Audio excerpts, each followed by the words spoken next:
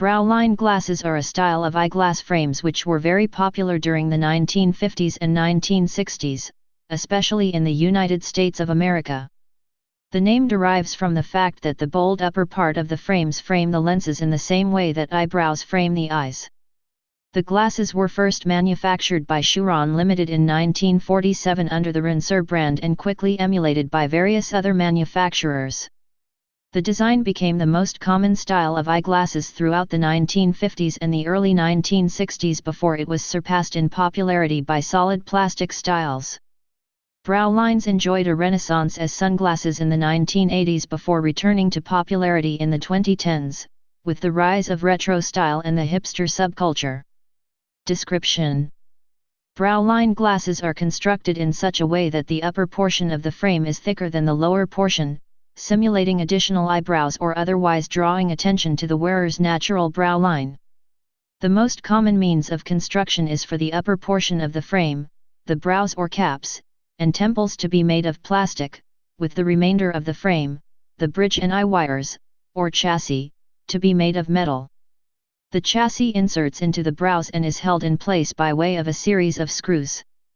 For a period in the 1960s, numerous models emerged in which the brows were constructed from aluminium.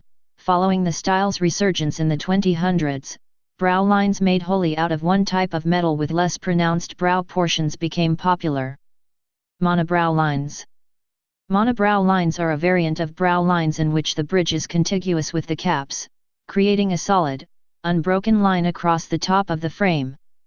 The style dates back to the Churon Stag, a brow line prototype, which enjoyed some brief popularity before being replaced by the Rincer as Churon's flagship frame. The original Stag had no metal chassis, the lenses were mounted directly to the brow caps via two sets of screws. Although the style was never popular in the United States, it became particularly fashionable in Europe and England in the 1960s as part of Amer's Spotlight line.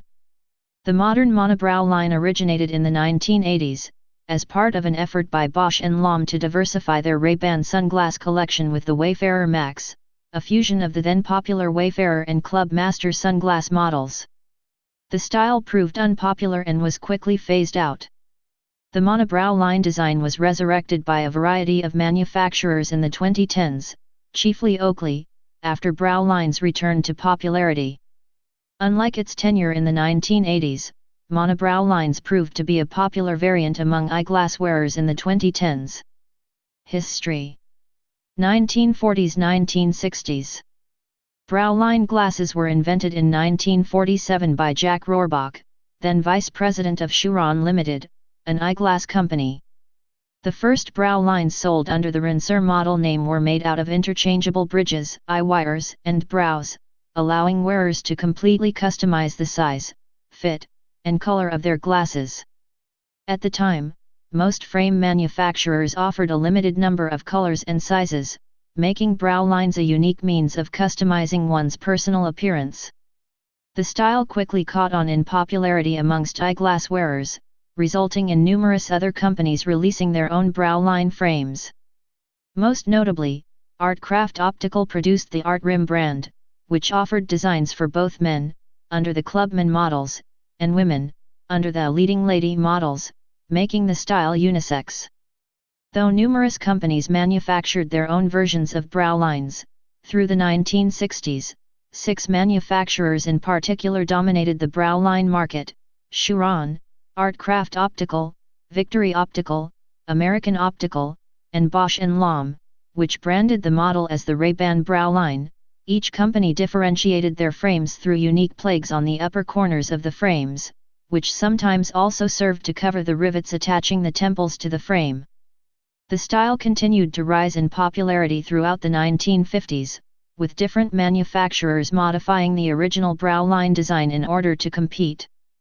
Artcraft and Victory Optical introduced aluminum brow lines, which replaced the plastic brows with aluminum caps, drastically decreasing the frame's weight. Churon began modifying the original brow line shape, beginning with the rectangular rondin model, to appeal to individuals of all face shapes.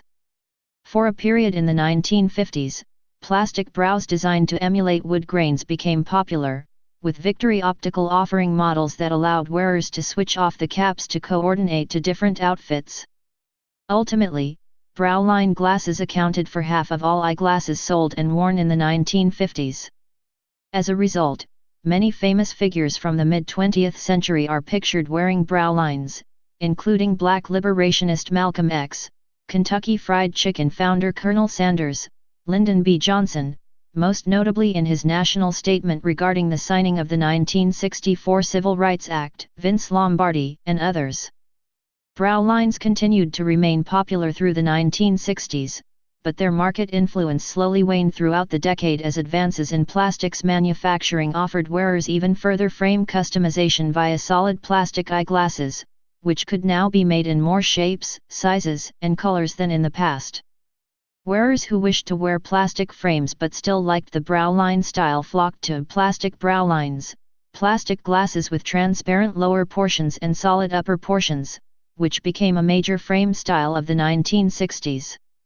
1970s–1990s. In 1971, Shuron sold their 16 millionth pair of rincers. However, the general backlash against the culture and fashion of the 1950s and 1960s, which had begun with the hippie subculture, led to a rapid decline in the popularity of Browlines, which had come to carry undesirable conformist connotations. The style remained unpopular through the end of 1978, except among conservatives and the elderly. Demand suddenly rose between 1978 and 1980, as the anti-disco backlash affected the until then popular aviators and tees Hades, which became associated with the fashion of the time. The rise also boosted the Wayfarer model, which like the rincers were about to be phased out in the early 1980s. About 12,000 pairs were sold in 1982. 5 years earlier less than 5,000 were purchased. However, by 1987 figures amounted for over 500,000. In the mid-1980s, Bruce Willis wore a pair of Shuron rincers with tinted lenses on the series Moonlighting, leading to a surge in demand for Browline sunglasses.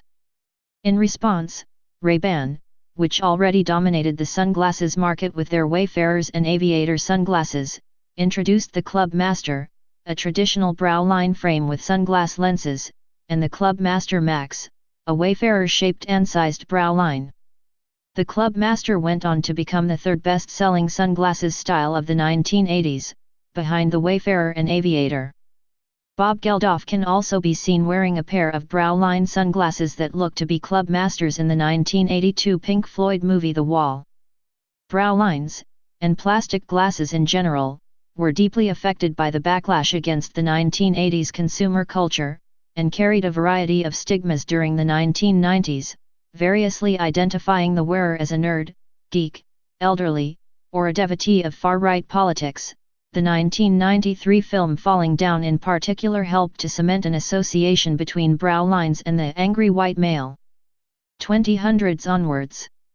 During the 2000s, Browlines were still seen as overtly conformist or nerdy and were still associated with 1950s culture and fashion. The influence of the television series Mad Men on the fashion world led to several eyeglass manufacturers offering Browlines in order to meet demand for 1960s-inspired frames.